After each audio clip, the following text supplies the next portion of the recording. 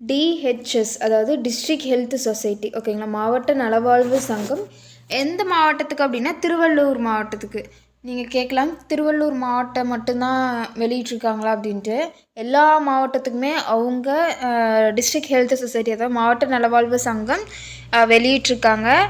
நீங்கள் வந்துட்டு வேறு மாவட்டமாக இருக்கீங்க அப்படின்னா அதாவது டிஸ்ட்ரிக்ட் ஹெல்த் சொசைட்டி உங்களுக்கு எந்த மாவட்டம் வேணுமோ அந்த மாவட்டத்தை சர்ச் பண்ணி நீங்கள் பார்த்தீங்க அப்படின்னா அதனோட லிங்க் வந்துட்டு நீங்கள் ஆட்டோமேட்டிக்காக டவுன்லோட் பண்ணிக்கலாம். ஓகேங்களா, எல்லா மாவட்டத்துக்குமே அவங்க வெளியிட்டுட்டாங்க.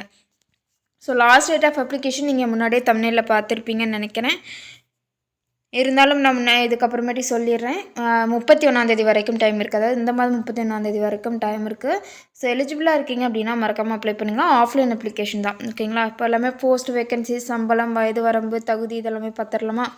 ஃபஸ்ட்டு போஸ்ட் என்ன அப்படின்னா ஆடியாலஜிஸ்ட். இதற்கான வேக்கன்சி ஒரு வேக்கன்சி வெளியிட்ருக்காங்க. மாத சம்பளம் 23,000 வரைக்கும் அவங்க கொடுத்துட்ருக்காங்க. வயது வரம்பு 40 வயசுக்குள்ளே இருக்கிறவங்க தாராளமாக அப்ளை பண்ணிக்கலாம். தகுதி குவாலிஃபிகேஷன்ஸை பொறுத்த வரைக்கும் நீங்கள் ஆடியாலஜி அண்ட் ஸ்பீச் லாங்குவேஜில் வந்துட்டு நீங்கள் பேச்சுலர் டிகிரி முடிச்சிருக்கணும். இல்லை அப்படின்னா ஸ்பீச் அண்ட் ஹியரிங்கில் நீங்கள் பிஎஸ்சி முடிச்சிருந்தாலும் நீங்கள் தாராளமாக அப்ளை பண்ணிக்கலாம். நெக்ஸ்ட்டு ரேடியோகிராஃபர் போஸ்ட்டுக்கு 3 வேக்கன்சி கொடுத்துருக்குறாங்க. இதற்கான மாத சம்பளம் 13,300 ரூபா. வயது வரம்பு 40 வயசுக்குள்ளே இருக்கிறவங்க தாராளமாக அப்ளை பண்ணிக்கலாம். பிஎஸ்சி ரேடியோகிராஃபி முடிச்சிருந்தீங்கன்னா இந்த போஸ்ட்டுக்கு நீங்கள் அப்ளை பண்ணிக்கலாம். நெக்ஸ்ட்டு ஓடி அசிஸ்டண்ட். ஓகேங்களா, அதாவது ஆப்ரேஷன் தியேட்டரோடைய அசிஸ்டண்ட்டாக கேட்டிருக்காங்க ஒரு வேக்கன்சி. ஸோ 11,200 வந்து சம்பளம் கொடுக்குறாங்க. 40 வயசுக்குள்ளே இருக்கிறவங்க தாராளமாக அப்ளை பண்ணிக்கலாம். இதற்கான குவாலிஃபிகேஷன் நீங்கள் டெக்னீஷியன் கோர்ஸ், அதாவது ஓடி டெக்னீஷியன் கோர்ஸ் அப்படின்னு சொல்லக்கூடிய ஒரு கோர்ஸ் வந்துட்டு நீங்கள் முடிச்சிருக்கணும். அது வந்துட்டு 3 மாதம் தான். அந்த கோர்ஸை நீங்கள் முடிச்சிங்கன்னா நீங்கள் தாராளமாக அந்த வேலைக்கு அப்ளை பண்ணிக்கலாம். Next special educator for behaviour தெரப்பியில் ஒரு வேக்கன்சி கொடுத்துருக்குறாங்க. மாத சம்பளம் 23,000 ரூபா. வயது வரம்பு 40 வயசுக்குள்ளே இருக்கணும். ஓகேங்களா, இதில் எல்லா போஸ்ட்டுமே 40 வயசுக்குள்ளே தான் இருக்கணும் அப்படின்ட்டு மென்ஷன் பண்ணியிருக்காங்க. இதற்கான குவாலிஃபிகேஷன் நீங்கள் ஸ்பெஷல் எஜுகேஷன் பேச்சுலர் டிகிரி முடிச்சிருக்கலாம், மாஸ்டர் முடிச்சிருக்கலாம். ஓகே, முடிச்சிருந்தீங்கன்னா நீங்கள் தாராளமாக அப்ளை பண்ணிக்கலாம். Next optometrist. இதுக்கு வந்து ஒரு வேக்கன்சி 14,000 ரூபா வந்து சேலரி அவங்க ஆஃபர் பண்ணியிருக்காங்க. 40 வயசுக்குள்ளே இருக்கிறவங்க தாராளமாக அப்ளை பண்ணிக்கலாம். ஆப்டோமெட்ரி இல்லை அப்படின்னா அதாவது ஆப்டோமெட்ரியில் பிஎஸ்சி முடிச்சிருந்தாலும் அப்ளை பண்ணிக்கலாம். ஆப்டோமெட்ரியில் எம்எஸ்சி முடிச்சிருந்தாலும் அப்ளை பண்ணிக்கலாம். Next physiotherapist. இதுக்கு ஒரு வேக்கன்சி கொடுத்துருக்குறாங்க. மாத சம்பளம் 13,000 ரூபா. 40 வயசுக்குள்ளே இருக்கிறவங்க தாராளமாக அப்ளை பண்ணிக்கலாம். பிபிடி அதாவது பேச்சுலர் ஆஃப் ஃபிசியோதெரபி முடிச்சிருக்கீங்க அண்ட் 2 இயர்ஸ் ஆஃப் எக்ஸ்பீரியன்ஸ் இருக்குது அப்படின்னா நீங்கள் தாராளமாக அப்ளை பண்ணிக்கலாம். Next post earlier interventionist cum social educator cum social worker. அதாவது இதுக்கு வந்து ஒரு வேக்கன்சி கொடுத்துருக்குறாங்க. 17,000 ரூபா சேல்ரி. வயது வரம்பு 40 வயசுக்குள்ளே இருக்கிறவங்க தாராளமாக அப்ளை பண்ணிக்கலாம். குவாலிஃபிகேஷன்ஸை பொறுத்த வரைக்கும் டிசபிலிட்டி ஸ்டடீஸில் நீங்கள் எம்எஸ்சி முடிச்சிருக்கணும். அதோட ஃபிசியோதெரபி பிபிடி வந்து நீங்கள் முடிச்சிருக்கணும் அப்படின்ட்டு மென்ஷன் பண்ணியிருக்காங்க. இல்லை அப்படின்னா earlier interventions with basic degree physiotherapy இதில் வந்துட்டு நீங்கள் போஸ்ட் கிராஜுவேட் முடிச்சிருக்கணும். ஓகேங்களா, நெக்ஸ்ட்டு நர்ஸ் மிட் ஒய்ஃப் கேட்டிருக்காங்க. இதற்கான வேக்கன்சி 13 வேக்கன்சி, 14,000 ரூபாய் வந்து சம்பளம்.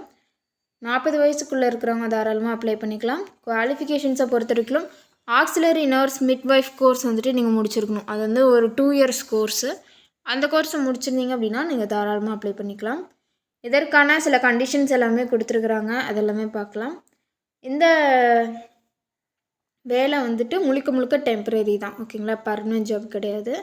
எந்த ஒரு சுச்சுவேஷன்லேயும் அவங்க வந்து பர்மனெண்ட் செய்யப்பட மாட்டோம் அப்படின்ட்டு மென்ஷன் பண்ணியிருக்காங்க.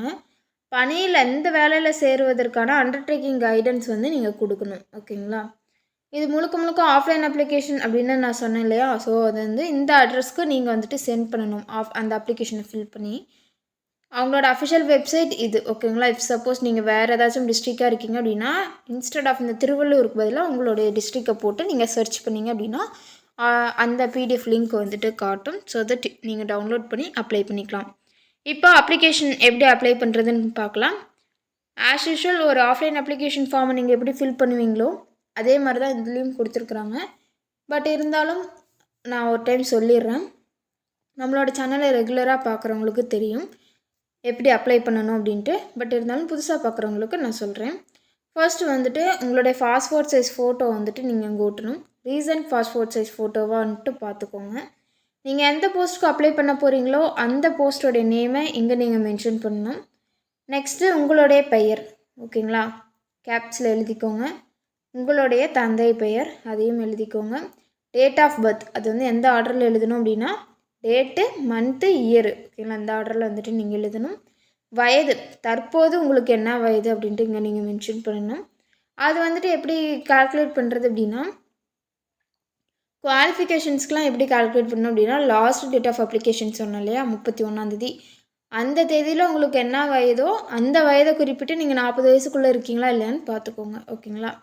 தற்போது உங்களுக்கு என்ன வயதோ அந்த வயதை நீங்கள் மென்ஷன் பண்ணிக்கலாம். எஜுகேஷனல் குவாலிஃபிகேஷன் மேக்ஸிமம் நீங்கள் என்ன டிகிரி முடிச்சிருக்கீங்களோ அது வரைக்கும் நீங்கள் மென்ஷன் பண்ணுறது நல்லது. ஸோ தட் ப்ரிஃபரன்ஸில் சான்ஸ் இருக்குது. தற்போதைய வீட்டு முகவரி, இப்போ நீங்கள் எந்த வீட்டு முகவரியில் இருக்கீங்களோ அதனோட அட்ரஸ் இங்கே நீங்கள் ஃபில் பண்ணணும். நிரந்தர முகவரி எதுவோ அதை வந்துட்டு இங்கே கீழே இருக்கிற பாக்ஸில் ஃபில் பண்ணணும். ஆதார் கார்டு நம்பர் கரெக்டாக கொடுத்துக்கோங்க. ஃபோன் நம்பர், இமெயில் அட்ரஸ் இருந்தால் கொடுத்துக்கலாம், இல்லைன்னா தேவையில்லை. ஃபோன் நம்பர் வந்துட்டு கண்டிப்பாக கொடுக்கணும். அதை வந்துட்டு கரெக்டான ஃபோன் நம்பரான்னு பார்த்துக்கோங்க. ஸோ தட் ஃபர்தர் இன்ஃபர்மேஷன் கால்ஃபருக்கு அது யூஸ்ஃபுல்லாக இருக்கும். ஸோ பிளேஸு டேட்டை மென்ஷன் பண்ணிவிட்டு உங்களோட சிக்னேச்சர் வந்துட்டு இங்கே நீங்கள் போடணும். அவ்வளோதான் நோட்டிஃபிகேஷனோட பிடிஎஃப். இதெல்லாம் வந்துட்டு கீழே அந்த அப்ளிகேஷன் பின்னாடி என்னென்ன காப்பீஸ் எல்லாம் அட்டாச் பண்ணணும் அப்படின்னு கீழே கொடுத்துருக்குறாங்க. ஸோ அதையும் நான் சொல்லிடுறேன். ஃபஸ்ட்டு 2 பாஸ்போர்ட் சைஸ் ஃபோட்டோ கேட்டிருக்காங்க. அதுக்கப்புறமேட்டு டேட் ஆஃப் பர்த்துக்கான ப்ரூஃபுக்கு நீங்கள் பர்த் சர்டிஃபிகேட் கொடுத்துக்கலாம். மார்க் ஷீட், எஸ்எஸ்எல்சி, ஹெச்எஸ்சி சர்டிஃபிகேட்ஸோட மார்க் ஷீட்ஸை கொடுக்கலாம். எஜுகேஷனல் குவாலிஃபிகேஷன்ஸோடைய சர்டிஃபிகேட் அண்ட் மார்க்ஸோடைய சர்டிஃபிகேட் கொடுக்கணும். கவுன்சில் ரிஜிஸ்ட்ரேஷன் சர்டிஃபிகேட் இருந்தால் கொடுக்கலாம், இல்லைன்னா தேவையில்லை. எவிடன்ஸ் ஆஃப் தமிழ் எலிஜிபிலிட்டி, அதாவது நீங்கள் வந்து தமிழ் மொழியில் தான் படிச்சிருக்கீங்களா அப்படின்ட்டு அதற்கான எவிடன்ஸ் வந்து கேட்டிருக்காங்க. ஸோ அதுக்கு வந்து நீங்கள் 10th or 12th mark sheets வந்துட்டு கொடுத்துக்கலாம். ப்ரூஃப் ஆஃப் ரெசிடென்சி இதில் வந்துட்டு எது இருக்கோ அது ஒன்று கொடுத்துக்கலாம், ஓகேங்களா. இருப்பிடத்துக்கான சான்று தான் கேட்டிருக்கோங்க. கேரக்டர் சர்டிஃபிகேட்டு இது வந்துட்டு ஏதாச்சும் ஒரு கவர்மெண்ட் ஆஃபீஸர்ஸ் கிட்ட நீங்கள் சைன் வாங்கிட்டு வந்துடுங்க. சப்போஸ் டிஃப்ரெண்ட்லி ஏபிள்டு பர்சனாக இருக்கீங்க அப்படின்னா அதற்கான சர்டிஃபிகேட் நீங்கள் அட்டாச் பண்ணணும். ஒர்க் எக்ஸ்பீரியன்ஸ் இருக்குது அப்படின்னா அதற்கான சர்டிஃபிகேட்டும் அட்டாச் பண்ணணும். நெக்ஸ்ட் நோ அப்ஜெக்ஷன் சர்டிஃபிகேட், ஓகேங்களா, அதை வச்சு நீங்கள் கொடுக்கணும். வேணும்னா கொடுத்துக்கலாம், இல்லைன்னா தேவையில்லை. வேறு ஏதாச்சும் எக்ஸ்ட்ரா கரிக்குலர் ஆக்டிவிட்டீஸ் இருக்குது அப்படின்னா அதையும் நீங்கள் கொடுத்துக்கலாம். ஏன்னா ப்ரிஃபரன்ஸில் முன்னாடி வர சான்சஸ் இருக்குது, ஓகேங்களா.